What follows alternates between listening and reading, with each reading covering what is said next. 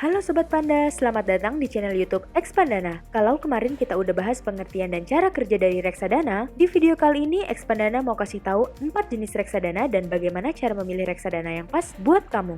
Keep on watching!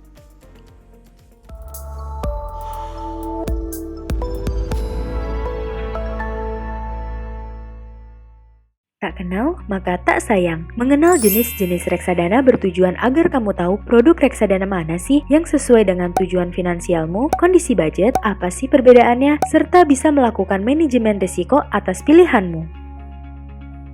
Jenis reksadana yang pertama ada reksadana pasar uang, dikenal juga sebagai money market fund, di mana seluruh pengalokasian dananya diinvestasikan dalam bentuk deposito, obligasi, ataupun surat berharga dengan jatuh tempo kurang dari 1 tahun.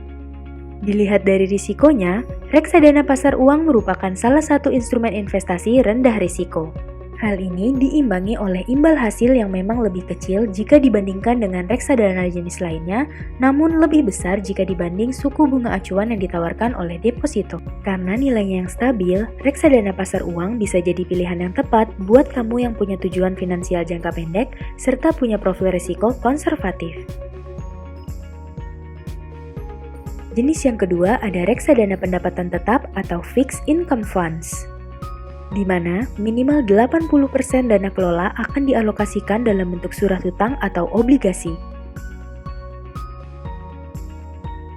Kalau dilihat dari risikonya, reksadana pendapatan tetap punya tingkat risiko menengah, artinya risikonya sendiri lebih tinggi dibandingkan reksadana pasar uang, namun lebih rendah dari reksadana saham. Buat kamu yang punya tujuan finansial jangka menengah dengan profil risiko konservatif, reksadana pendapatan tetap bisa jadi pilihan yang pas.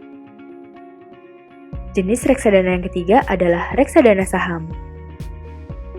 Sesuai namanya, pada reksadana saham minimal 80% dana kelola dialokasikan ke dalam sektor saham.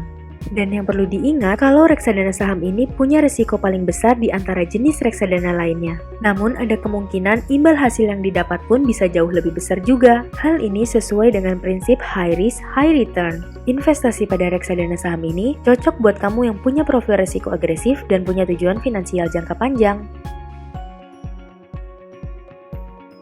Jenis yang keempat adalah reksadana campuran atau sering disebut sebagai balance fund, yang merupakan campuran antara 3 jenis reksadana sebelumnya, di mana dana yang terkumpul dialokasikan ke dalam bentuk saham, obligasi, ataupun instrumen pasar uang, tapi besarannya nggak lebih dari 79%. Reksadana campuran bisa jadi alternatif buat kalian yang punya tujuan finansial jangka menengah dan jangka panjang.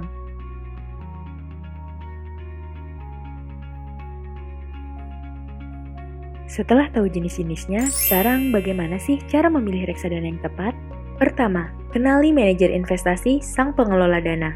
Sebelum kamu memutuskan untuk membeli reksadana, ada beberapa laporan penting yang perlu kamu baca guna mengetahui profil manajer investasi, juga kinerja reksadana, di antaranya prospektus reksadana, yang di dalamnya diuraikan lengkap mengenai dasar hukum, pengelola, kebijakan investasi, formulir pembelian unit reksadana, cara jual beli reksadana, alokasi biaya, hingga kebijakan pembubaran atau likuidasi reksadana. Kedua, laporan keuangan reksadana, yang di dalamnya berisi informasi tentang kesehatan portofolio investasi dalam reksadana. Ketiga, ada fund fact sheet. Beberapa hal yang perlu kamu cermati dalam fund fact sheet diantaranya nilai aktiva bersih dan unit penyertaan, kinerja reksadana, informasi pembanding, dan alokasi investasi serta portofolio. Selain membaca ketiga laporan tadi, mencari tahu soal rekam jejak manajer investasi adalah hal wajib yang perlu dilakukan oleh investor. Ketahui pula ya jumlah dana kelolaan perusahaan manajer investasi tersebut. Kedua, cari benchmark untuk mengukur performa reksadana. Contohnya, membandingkan reksadana pasar uang dengan bunga deposito, reksadana saham dengan IHSG, dan reksadana pendapatan tetap dengan obligasi. Selanjutnya, perhatikan expense ratio dari reksadana. Expense ratio disebut juga sebagai perbandingan beban operasional reksadana dengan rata-rata nilai aktiva bersih dalam 1 tahun.